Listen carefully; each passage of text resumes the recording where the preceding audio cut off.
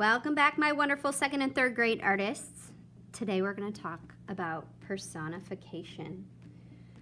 Personification is when you give inanimate objects or non-human objects, when you give them human traits. So when the leaves dance in the trees, that's a personification. So today we're going to illustrate a personification, but you want to think about ants. We're going to think about ants. What would it look like to give ants human qualities? So to do that, you want to create an underground ant colony.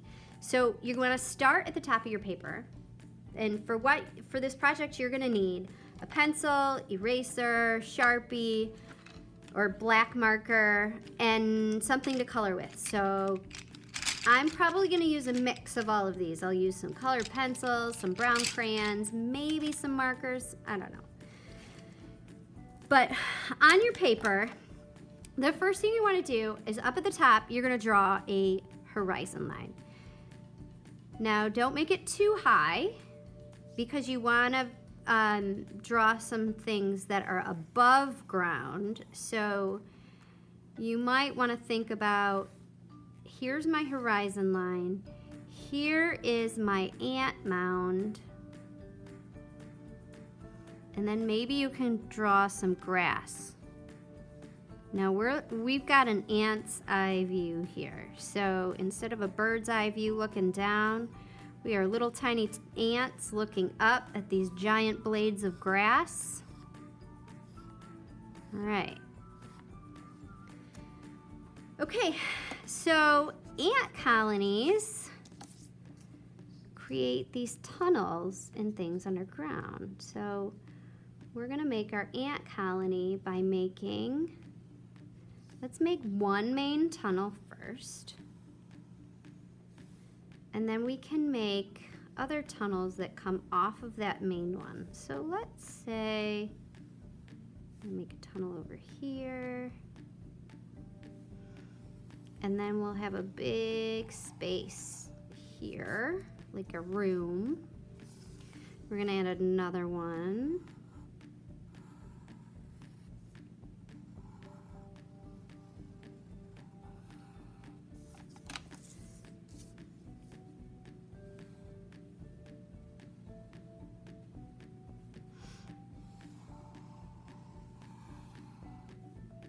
I don't want to make these rooms too small, because if we make them too small, we won't be able to add all the details we want to add. Put one big room down here. All right. So then I want you to think about what kind of jobs and things could you have your ants doing in a colony. So kind of think about what a community is, what your community looks like, the things that you have in your community, like a doctor's office, a school, I don't know, maybe you could create, let's make this building, let's make this like an apartment building. So let's say when you come in this, there are different sections. So we've got one apartment here and one apartment here. So you can have a bedroom. Let's say we've got one little bedroom. In that bedroom for our ant, we need a bed. So we're going to use rectangles to make that bed. And just to give it some detail, we're going to put a little pillow here so it looks like a little bed. And maybe over here we'll put a bookshelf. Yeah. And put a bookshelf in here.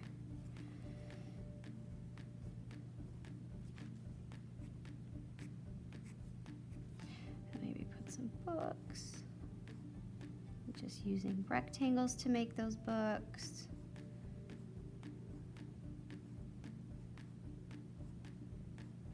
Could even, maybe they have like toys on their shelf. Let's see if I can make a toy car or something there. Really tiny. Sorry, it's hard. I'm sure the details are hard to see, but here's one room. Let's say that, let's make this one like a living room for the ant. So we might have a couch. So let's make, I'm gonna put 2 ovals and then make one piece like that, and then come up and over and down. So, and then we can make this part come down a little bit more and flat at the bottom. So here is our couch. We need a big screen TV, of course. Let's make your TV right here. Oh, I'm gonna see the back of it, so let's put the stand. And then a table underneath. We need a lamp. Let's put a little table here. And then put a lamp on there. A little triangle and a rectangle underneath. Okay. Let me see. What else do you need? How about a grocery store? What kinds of things do you need for a grocery store? You need rows of shelves.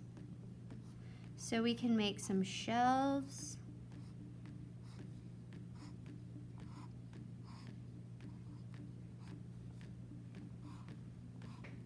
And then you can put different things on the shelves. So we've got some cans and some boxes. You can write, pretend you're numbering the aisles. You need a little conveyor belt and a register, a cash register. I just made a rectangle and then half or a quarter of a circle maybe. And then we'll go like this. And then we'll put the little machine over here, the card reader.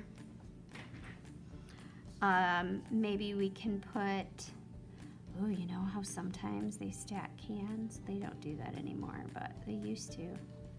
Like they would stack cans till somebody would come over and knock them all over. Maybe put some bins back here for some fruit and vegetables. Okay, so we have an apartment, we have a supermarket, a grocery store. How about a school? All right, should we have a socially distant school maybe and have the desks, make sure the desks are 6 feet apart. Not for real, but you know, this is kind of what the art room is looking like right now. Maybe put a computer, a little laptop.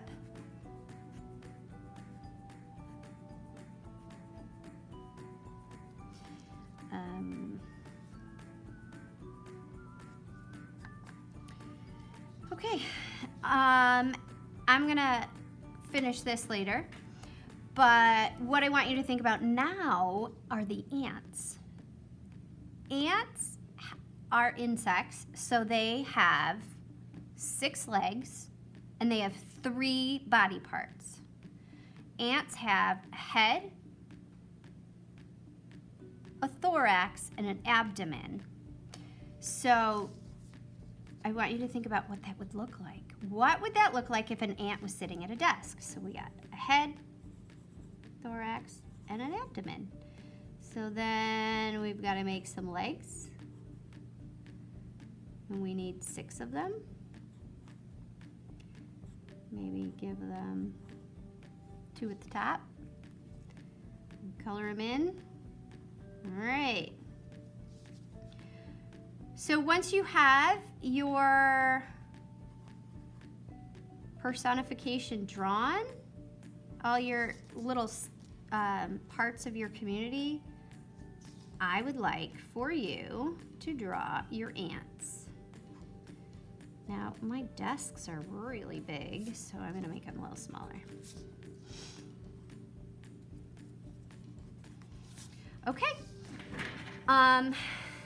so keep drawing, and then when you're finished with that, I want you to trace with a permanent marker.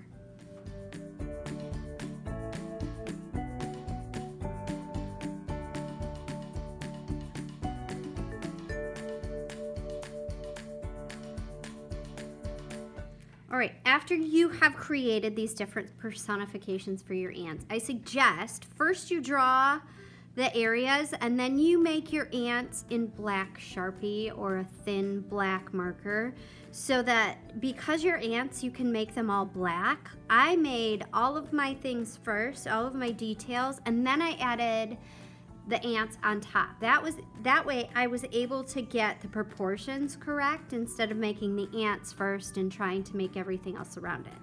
So after you've done that, I want you to spend a good amount of time coloring in your details. If you've got small things, it's best to use colored pencils. If you have bigger areas, sometimes it's easier to use markers or crayons. Just remember when you're coloring to make sure you fill in the spaces really neatly and try and get it as even as possible. Then it won't look scribbly or anything, because that's what makes artwork look a little scribbly, is if there's a lot of white space in the color.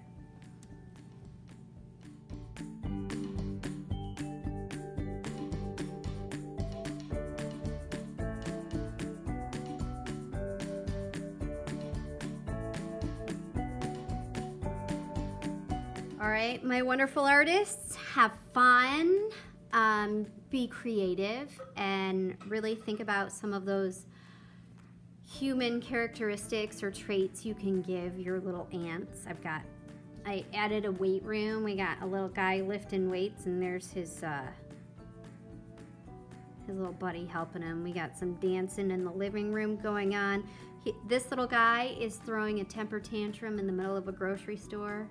So yeah, have fun, be creative, and make sure you post your finished work on Flipgrid, and we cannot wait to see what you come up with.